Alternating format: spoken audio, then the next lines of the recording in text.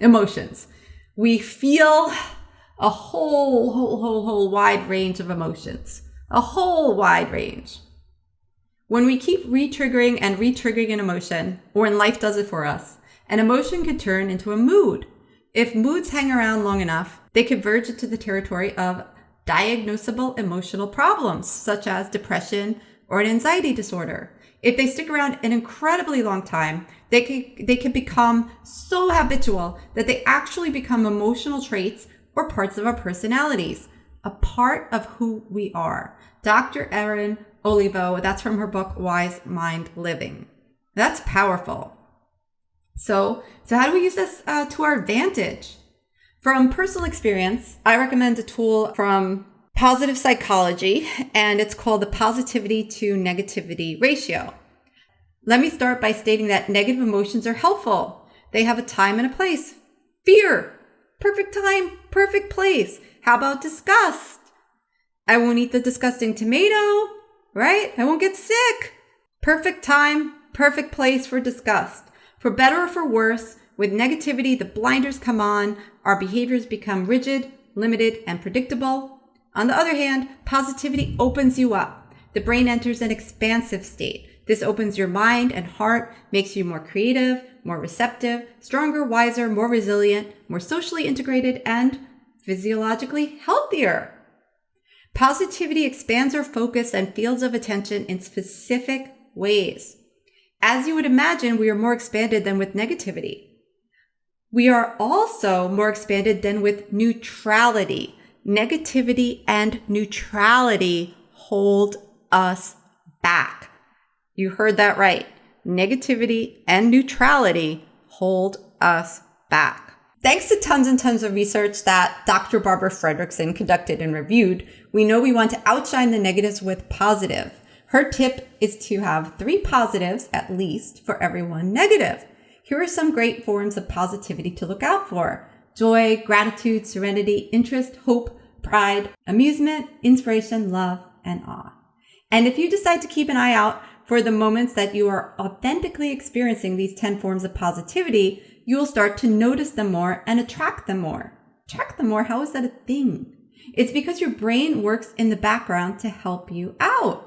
So my friend just bought a Tacoma, and I asked him, hey, are you seeing more Tacomas on the road now? He's like, yeah. It's this effect called the illusion of frequency, because he was thinking about his truck, which he ordered from Texas. It was supposed to get delivered to California, and it was late. Everywhere he looked, he saw Tacomas. No, I'm not endorsed by Toyota. This is just a true story from recent, right?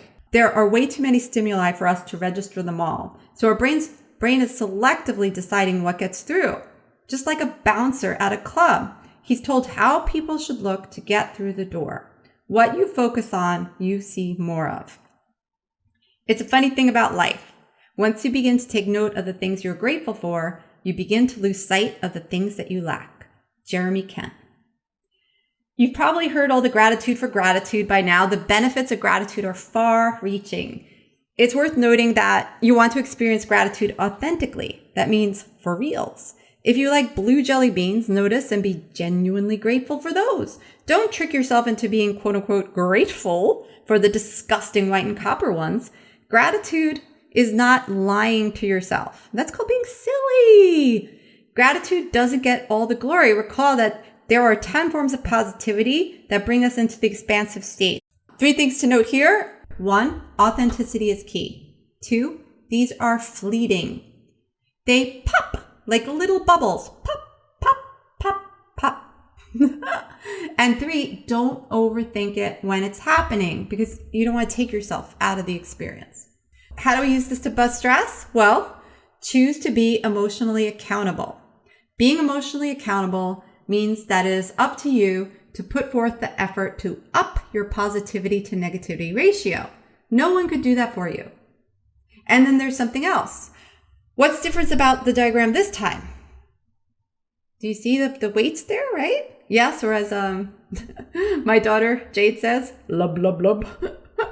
Negativity's effect is stronger and longer lasting than positivity's. Let me say that again. Negativity's effect is stronger and longer lasting than positivity's. It's a feature. Ever see ankle weights like these? One negative velcros to another negative and to another and pulls you down. Arm yourself by hitting this 3-to-1 ratio, and also know that you'll be needing to apply some oomph to Super Mario jump yourself out of negativity's abyss. So if you're not driving, if you're somewhere where you could stand up, I want you to get up and jump and do some boop, boop, boop, boop, do some Mario hops. If you didn't do it now, I want you to try it later. And how do you feel? Like, how do you feel when you do that? Motion gives us an emotion. An emotion, that means like emotion, gives us tendency to motion.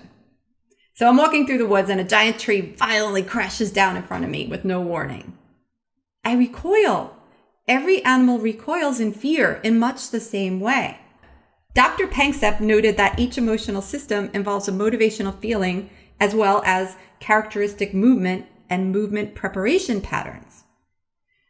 Anywho, in addition to Mario hopping around my loft, I like taking Sadie Nardini's Fit and Fierce Over 40 yoga course. This is actually part of my lovely morning. She incorporates a lot of yelling, ha, in with moves like Fist of Fire. So I'm a fan of her stress busting sequence. Being the New Yorker, that little New Yorker gremlin is still in my head sometimes, like stress, bust stress, thinking, yeah, right. And I tried it and it's really good. She does a lot of these like movements that are expansive and going, ha, and it really works. So I highly recommend that. And that's a really affordable course from the Daily Om. Fit and Fierce Over 40. It's 21 days of yoga. And she has other videos and tips in there too. It's super cool. All right. Anyway. Other tools that you could use related to affect and emotion. When you're upset, think about what's upsetting you and move your eyes from side to side, so left to right, for 30 seconds. And you can repeat this for up to 6 times. This calms down your amygdala and strengthens your prefrontal cortex. Know your brain. There's a free brain health assessment that you could take. I'll put a link to that. This helps because different emotional symptoms map to different brain systems. Tell yourself that you are excited. So I recommend telling yourself, this is me excited versus I'm anxious. This is a double whammy. Talking to yourself in the third person reduces stress, and using the word excited instead of anxious reduces fear and encourages creativity. I found it really helpful to understand affective neuroscience. Affective neuroscience is just the study of the neural mechanisms of emotion. And see, even Theodore's excited about that in the background. There are at least 7 emotional systems, circuits: fear, seeking, rage, lust, care, grief, and play. If there's ever a competition, which system do you think would win out? Fear, of course, right? We also have a play system. Rats do too. They get together and they rough and tumble play and they laugh.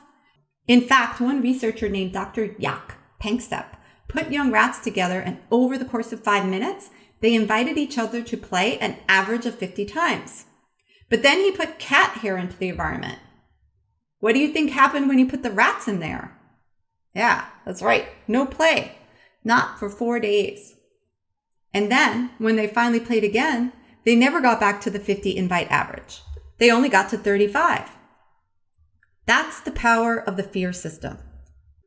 It's meant to help us survive. Well, guess what? In addition to the system that helps us with immediate survival, we have a system that helps us with long-term survival. It makes us wonder, what's beyond that mountain? What could we create? What could we build? Which system do you think this is? Seeking. Right. When this system is turned on, you engage in intense and enthusiastic exploration and are so excited to learn. Your curiosity is turned on. You feel a sense of engaged purpose and environmentally engaged aliveness. Want in? Good news. It's a self-stimulatory system. Boom. So how do you turn the system on? One tool I like is mentioned in Alive at Work by Daniel Cable. It's called the Best Self-Reflection. You simply write about a time when you were your best self. Chances are that your story will reflect a time that you were enthusiastically engaged and connected to your sense of purpose. And why not do a funniest self-reflection too? What's a time that you really made someone laugh? You really made yourself laugh, or time you surprised someone in a way that was really playful and fun. So funny story. I'm pretty unstressed and chill.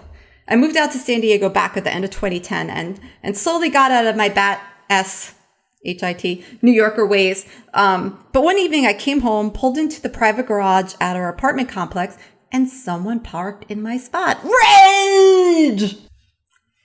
But a different part of me noticed, and then I thought, this is so unlike me. And then I realized my rage circuit just went off. And then it bubbled up into my consciousness. Just noticing that snapped me back into kind mode. I didn't even let our leasing office tow the car. And the girl was offering to buy me a Uber.